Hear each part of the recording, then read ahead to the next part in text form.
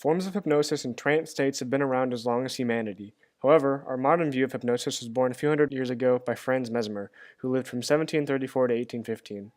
Mesmer devised and introduced our modern view of hypnosis and changed it from something magical to something scientific.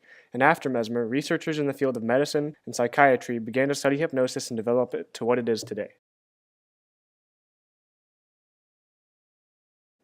Hypnosis is an induced, altered state of consciousness that heightens a person's suggestibility or their openness to respond to a question without losing their sense of self-control.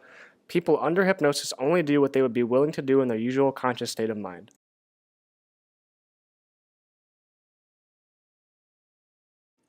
In therapeutic psychology, psychologists use hypnosis to induce states of suggestibility. In this state, the hypnotized person is more able to respond positively to recommendations, such as reducing a smoking habit. Hypnosis has also successfully been used to treat anxiety, depression, gastrointestinal disorders, skin conditions, and many other problematic conditions, although these effects may simply be a placebo. Therapists can also use post-hypnotic suggestion. Through this, clients are encouraged to respond to desired outcomes. Trained therapists can use hypnosis as a useful tool, but hypnosis is not appropriate for everyone, and the ability to be hypnotized varies from person to person.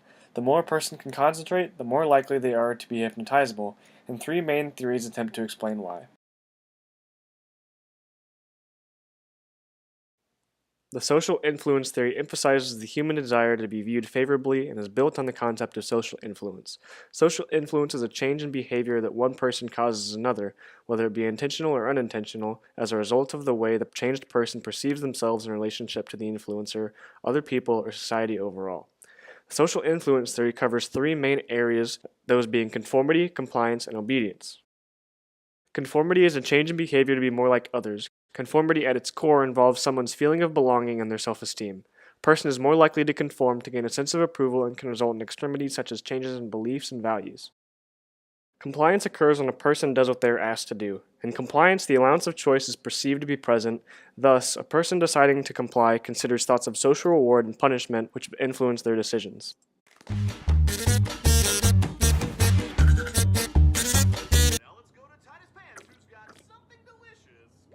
Hey dude, could you hand me a beer? Sure.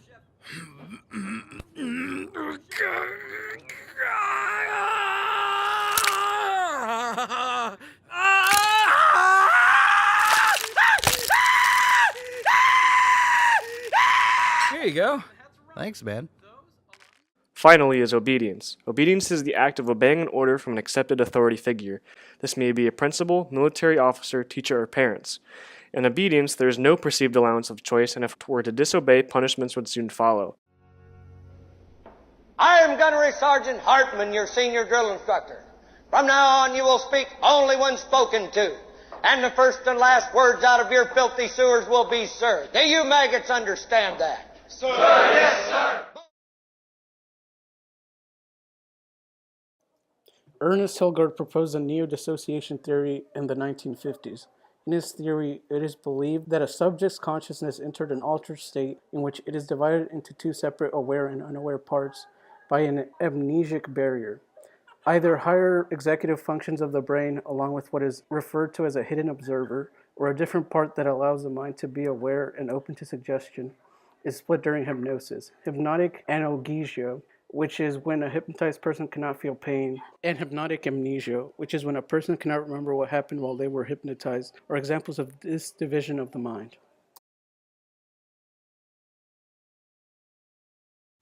Hypnotic suggestibility scales started to appear around the 19th century after there was an obvious amount of variability between people's reactions to hypnosis. The scales were created in order to measure the variability. Through various methods of experimentation and scoring, the results would then reflect a subject's susceptibility to hypnosis.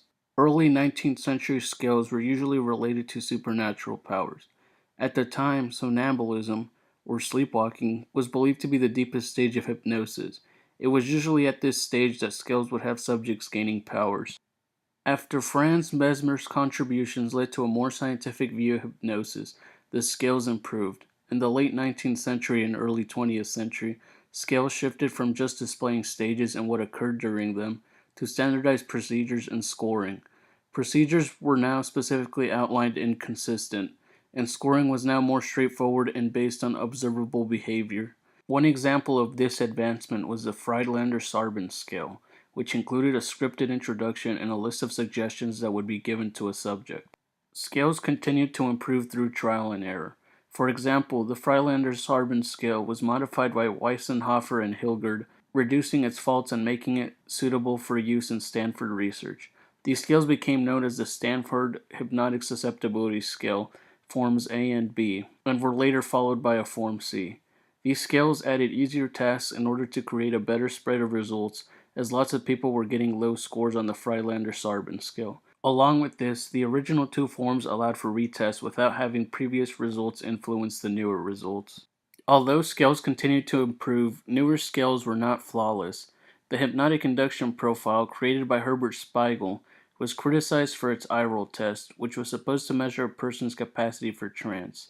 Several studies have failed to find a connection to the results of the eye roll test and the results of other scales.